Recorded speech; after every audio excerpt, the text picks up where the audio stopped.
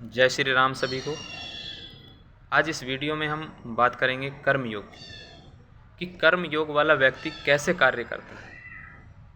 जैसे अहिंसा वाला व्यक्ति या कह सकते हैं भक्ति योग वाला व्यक्ति अहिंसा को एक अपना केंद्र बिंदु बनाता है, उसी के इर्द गिर्द वो कार्य करता है।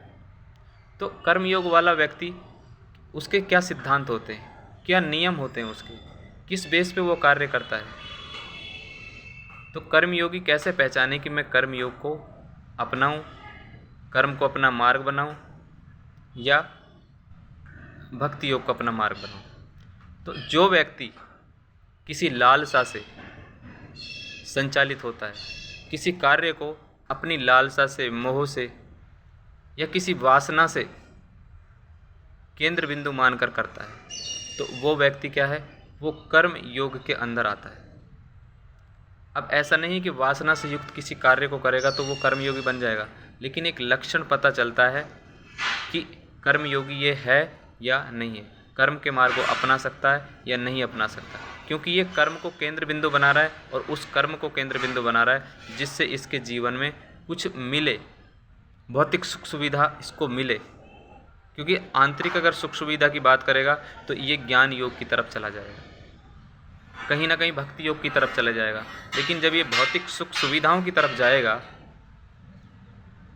भौतिक सुख सुविधाओं के पीछे अगर ये व्यक्ति भाग रहा है, तो ये व्यक्ति कर्म योग को धारण कर सकता है, कर्म योग को अपना सकता है, कर्म योग को अपना केंद्र बिंदु बना सकता है। इस तरह की अगर ये सोच रखता है तो अब ये कर्म योगी बनेगा कैसे। कर्म योगी का मतलब है कार्य से मुक्ति।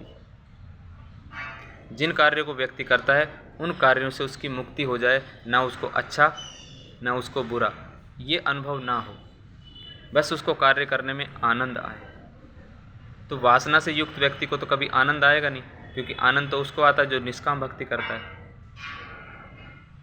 तो निष्काम भक्ति के लिए वो क्या करे, जिन कार्यों को वो अभी वासना से युक्त कर रहा है, अपने फायदे के लिए कर रहा है, उनसे वो एक दिन थक जाएगा कि बहुत भोग लिया मैंने, बहुत धन कमा लिया मैंने, बहुत बड़ा व्यापार कर लिया मैंने, बहुत अच्छी मेरे पास जॉब है, ये जितनी भी सुख सुविधाएं उसके पास हैं, जितना उसके चाहता था उससे कहीं अधिक है, लेकिन अंदर का उसको सुकून आनंद नहीं मिला।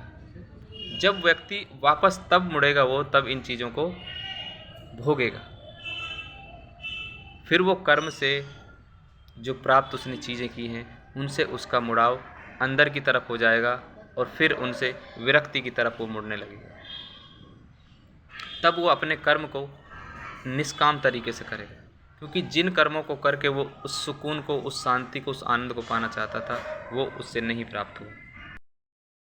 तो इस तरह से हम अपने बारे में पता लगा सकते हैं कि हम कर्म को अपना मार्ग बनाएं।